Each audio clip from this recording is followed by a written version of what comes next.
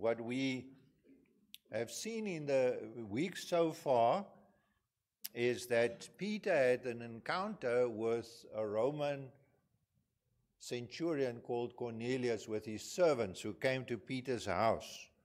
And the first part of our encounter with Peter and Cornelius was we focused on the ethnic distrust and the social superiority that is prevalent in the world. Ethnic distrust and social superiority, and it is also exhibited by the Jews towards the Gentiles and the Romans who are Gentiles specifically. And then we looked at the gospel and the salvation that comes from the declaration of the gospel to every human being. And all the social hierarchies and barriers we erect as human beings all over our world, and I'll give you some examples now, are nothing in the kingdom. They don't work in the kingdom. They're not accepted in the kingdom. We are allowed as Christians to have interaction with people who do not look like us. They speak a different language. They're from a different ethnic background, from a different social or financial status. The one thing that we have in common is that we all have one common ancestor, and that is Adam. And through Adam we have another common ancestor who is Eve. And all people experience the same frustrations, fears, hope, love, desires, and everything else. And this is one of the lessons that we learn from this text. The next lesson we need is that all of us need salvation because we are all fallen. We are all sinners. And all of us need salvation, and we're all saved by exactly the same gospel. And the only way that anybody can come to God, into God's presence, is through Jesus Christ. And then the amazing thing happens is that this person, whether he or she is from a different social status, from a different tribe or ethnic group, speaking a different language or look different to me, that person becomes my brother and sister in Christ, and they have a Father in heaven who is all of our Father. He belongs to all of us. So, however uncomfortable it was for the Jerusalem church initially, and to us, this is a lesson we have to learn. And so we are going to focus, and this is really a summary of what had happened so far, because Peter is called to Jerusalem to listen to the remonstration of the people of the circumcision group. Remonstration means that they are unhappy about something that happened. And so we read in chapter 11, verse 1, the apostles and the brothers throughout Judea heard that the Gentiles had also received the word of God. And here's the interesting thing. So far, they are happy. These people, they're not like us, but they heard the gospel. And you think that they would be overjoyed, but what happens instead? When Peter went to Jerusalem, the circumcised believers criticized him and said, you went to a man who is uncircumcised and you ate with him. And we may say, well, that's really silly. Why did you mix, Peter? You're an apostle. Why did you mix with uncircumcised believers? Uncircumcised believers. Yes, they are now believers, but they are uncircumcised. And you see, my friend, this is the thing. Unknown leads to distrust. When you are not sure what a person from another group, from another tribe, from another tongue, what they think and what they do and why they do it, then we experience tension and all kinds of imaginations and things come into our heads. So we allow our missionaries, we allow Michelle to preach to the Thai people, we allow Wolf to preach to the Malagasy people. We allow Johan and his friends to go all over Africa and hand out audio Bibles. And we allow the Camerons to preach to the people of Paraguay. But it's another story when you go into their homes and eat with them. Can you imagine? As long as you don't mix with them. And it's not only Jews, it's all of us. We have these barriers, and there are many of these barriers that human society erect. And I just will give some examples. In the army, you have different classes. You have the officer class and the NCOs, non-commanding officers. And they don't mix. I don't know if you know that, but they don't mix. They eat separately. If you're a corporal or a staff sergeant or a sergeant major, you don't mix with the lieutenant or the major or the commandant. You eat separately. You even wear your rank in different places. The officers wear their rank here, and the others wear their rank here on the arm. And they don't obviously mix with troops either. So there are these hierarchies. In the martial arts, you have the title sensei, which means teacher. When you're third dan or above, and people who have that title don't mix with the commoners, the people who start. And then you have an even higher hierarchy called hanshi, which is like a super sensei. And they don't mix with the senseis. And so we go on.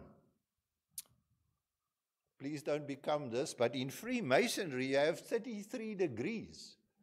And there also you have these structures. Entered apprentice, a fellow craft, and a master mason. So what do we hear? Are these Christian things per se? No. But this is what people do. At university you have these special societies that students who are clever and get good marks, they can join the Golden Key we have here in South Africa. In America, the Phi Beta Kappa Society. For only the super duper students that are very, very clever. You know where this all comes from? I think it comes from the Garden of Eden, where Satan sold them this first lie, you shall be as gods. And what we like is, if we are 10 people and one of us achieves something, one or two of us, then we say, listen, we are better than the other 8. Let's form a society. Let's form a group. And as this group grows, we devise certain ranks, certain status. And others can't join this group if they are not like us. We jump further than they. We run faster than they. We have more degrees. We have more money, whatever it shall be. But you know what Jesus said? It should not be like that with us. We shouldn't have this. He says in Luke 22, it was interesting, he says that, you know, the kings of the Gentiles and the rulers of the Gentiles lorded over them. And so those who exercise authority over them call themselves benefactors. If you're very wealthy, you've got a few million or billions, and you give 100,000 rand to this cause or that cause, then you become the benefactor. And people are impressed with you. And he says, but you, Jesus says to his disciples, you're not to be like that. Instead, the greatest among you should be like the youngest, and the one who rules as the one who serves. We must become servants. And there are many other passages like that. And so here's the thing in the Jerusalem church. Peter, he's not just an average Christian, he's an apostle. And he's not just an average apostle, he's the leader of the Jerusalem church. He's like a super apostle. And they say, Peter, but how can you mix with these people? They are not like you. You are supposed to be different, and we are all Jews. And so here the trap is set, and it's set for us in our goings about every day. Wherever we go in this world, people set these traps for us, and we can join them. There are always people that says, come and join my group, my exclusive society, and you can have this rank or this exclusive access to our friendship. or whatever you desire. And Peter was put under pressure here. Later on in the book of Acts, he fails this test. Remember I told you he went to Galatia, and then when the circumcision people came to Galatia, they put pressure on him, so he withdrew from the Galatians, which are Turks. He didn't eat with the Turks anymore. And Paul had to reprimand him in front of the whole group. But here, so far, Peter goes well. Why did he break the rules? And he gives the reason. And he explains to them exactly how it happened, precisely from verse 4 onwards. He saw the sheet with unclean animals, and he heard this voice saying to him, Peter, slaughter and eat. Take an animal and eat. But the problem is there are lots of unclean animals in the sheet. And he refused. And it happened 3 times. And then the voice said to him, don't call unclean what God declared as clean. And so he's thinking about this. What was this all about? Is this about diet? No, it's not about diet. It's about people. Because it was explained to him in the events that took place right after that. The arrival of Cornelius' men. In verse 11 we read, right after that, 3 men who had been sent to me from Caesarea stopped at the house where I was staying. And notice the Holy Spirit's command. The Spirit told me to have no hesitation about going with him. And 6 of the brothers, of the Jewish brothers, also went. And the reason why Cornelius sent for him? Because the angel told Cornelius that he needed salvation. And there was somebody in Joppa, the town to the south of Caesarea on the coast, and he, in verse 14, will bring you a message through which you and your household will be saved. Cornelius needed salvation. He needed to hear the gospel, and he needed to share this news with his household and his friends as well. But you know what? Cornelius wasn't the only one that needed transformation. Peter needed transformation too. Because true transformation of the heart can only come through the work of the Holy Spirit. And the Holy Spirit, first of all, saves us. He gives us new life. So the Holy Spirit gives us new life so that we are transformed, that we transform and we are moved over from the kingdom of the world into the kingdom of God. But that's not all of it. Then we need to transform in our thinking. As Paul says to the Romans, be transformed. He's writing to Christians, but what does he tell them? Yes, I know you are Christians, but be transformed through the renewing of your mind. You need to start thinking like Christians. And then you will know and be able to approve what God's will is. Be transformed. Offer the members of your body as living sacrifice, as a living sacrifice to God. And so we need to transform. Yes, Cornelius had to transform from a Gentile God-fearer to a Christian. But Peter needed to know that the kingdom was for every person from every background, social strata of society or group. We need transformation. I may do the right thing outwardly because the law tells me not to murder other people. I don't murder people. But that doesn't change my heart. I may even try to morally improve myself. If I swear too much or I drink too much, and I say, well, I'm going to drink, this week I'm not going to drink 10 beers, I'm only going to drink 8. And so I hope over time I'll improve. But you see, that doesn't work. And so people try religion. They say, well, if I say this prayer 5 times a day, or I go to a certain holy site, or I give alms to the poor, or whatever I do, then that will build up credit for me to this entity, this being called God, whoever he may be. That doesn't work. It doesn't work, my friends. We need transformation. And that transformation first changes you from an unbeliever to a believer. But then there are works that accompany your faith. It says that by grace you are saved through faith. It's not of yourselves, it's an act of God, so that no one should boast. But it says God had prepared good works in advance for us to do. Those works are the proof that you are actually changed. And that's why you get, when Jesus comes to the eschatological, the last days discourse in Matthew, what does he say? He says, at the end of time, when I return with the angels in glory, I'll separate people as sheep and goats.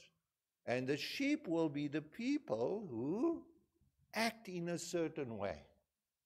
The goats will be those people who didn't act in a certain way. And it determines your eternal destiny. So salvation doesn't just stop at the saving of your soul. Salvation also changes your life. The fruit that you wear.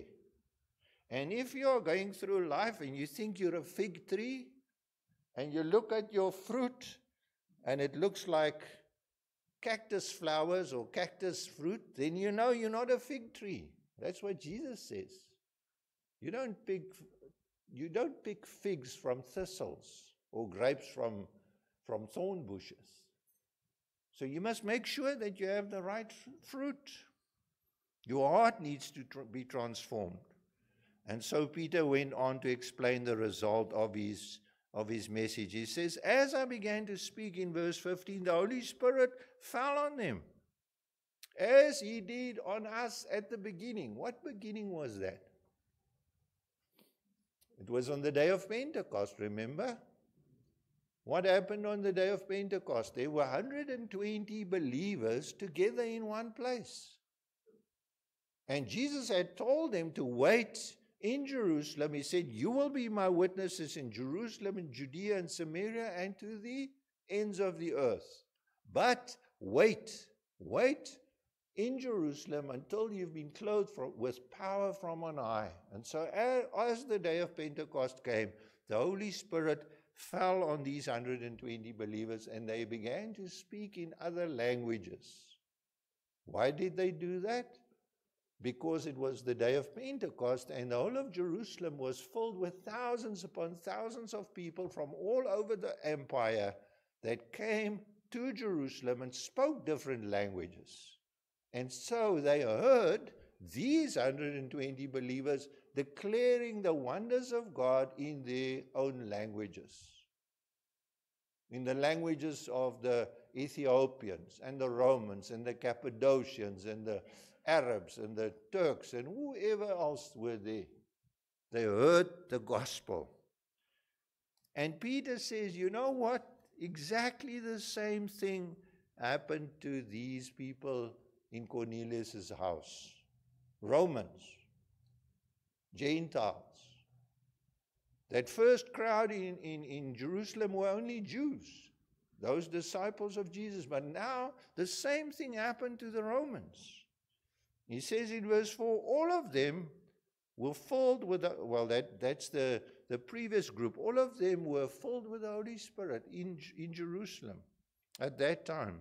And in verse 17, now the same has happened to the Romans who are Gentiles. And then Peter says, I remembered the words of Jesus. What were the words of Jesus? John baptized with water, but you will be baptized with the Holy Spirit. And so, my friend, today, the question is that you must ask yourself, have I been baptized with the Holy Spirit? And I know that may shock some of you because you say, we don't talk about those things. We are Reformed. We're not Pentecostal. Well, you can't be a Christian without having been baptized with the Holy Spirit. In 1 Corinthians 12, verse 13, it says, by one Spirit, or with one Spirit, we were all baptized into one body, whether Jew or Gentile, whether slave or free, and we have all been made to drink one Spirit. So, what is he saying? What does Paul say here in 1 Corinthians 12, verse 13? He says, by one Spirit, or with one Spirit, you are baptized into the body, into Christ. It's an act of God. And this phrase, baptism with the Holy Spirit, is explained in many different ways in the Bible. And some of them may be more well known to you than this specific phrase. Jesus says to Nicodemus, you must be born from above. He says, you must be born from above. And then later on he says in John 3, he says, you must be born again. You must be born again. Then later on in the same passage he says, you must be born of the Spirit. It all means the same thing. So if you think it's a weird thing, it hasn't happened to you, you cannot be a Christian if it hasn't happened to you. You cannot believe in Christ without the baptism of the Holy Spirit. You cannot call God your Father without fear and the Spirit testifying to your spirit that you are indeed a child of God if you haven't been baptized or born again or born from above or born in any other way. In Titus he says, God saved us through the washing of rebirth and renewal by the Holy Spirit, whom he poured out on us generously through Jesus Christ our Savior. The washing of rebirth. I think of it like, it's just a metaphor. It's like God grabbing you by the scruff of the neck. He opens the washing machine, he dunks you inside, and he puts it on turbo. It's a washing of renewal, of rebirth, and he takes you out and you're a different person. You're clean. All your sins are gone. You are forgiven. You can now call God your Father. And he pours this out as you're sitting in that washing machine and he presses go. Then the water comes down on you. And then you start getting washed. And you come out and you are clean. You're washed by the Holy Spirit. That's the image. And so the Holy Spirit transforms us individually, but then he transforms the church as well. Because as each individual person is transformed, we as a group are transformed. And we start thinking differently about other people that are not in the church. And this is not a secret society. You can see we've got 3 doors open. So anybody can walk in. Whether the person is from another faith or some other lifestyle or some other sin background, they can come in and they can come and listen to the gospel. I noticed the resolution of the church in Jerusalem. When they heard this, they had no further objections and they praised God. They praised God. They were satisfied. They say, God has even granted the Gentiles repentance unto life. The repentance that is needed, the repentance that only comes when the Holy Spirit works in the life of the individual or the life of the group. And so what was the resolution that the Jerusalem church made? They said, these people, although they are Romans, they are the same as us. The dividing wall of hostility, which Paul speaks about in Ephesians 2, has been broken down. God has made one new man out of the two. He's combined Jew and Gentile. And we already saw there were Jews, there were Samaritans, there was an Ethiopian, and now the Romans. And in the next passage, we see the gospel going on to Antioch, to Syria, to Cyprus, and to Turkey. And so the gospel spreads. And so the Holy Spirit transforms the church, first the individual, then the church, and then the whole world. The very thing that Jesus said right at the beginning. You will be my witnesses in Judea, Samaria, and unto the ends of the earth. And so, my friends, this is our task. And that's why we support missions. Not because we think these people haven't got other jobs to do. And so we think, well, let us help them so that they don't die of hunger.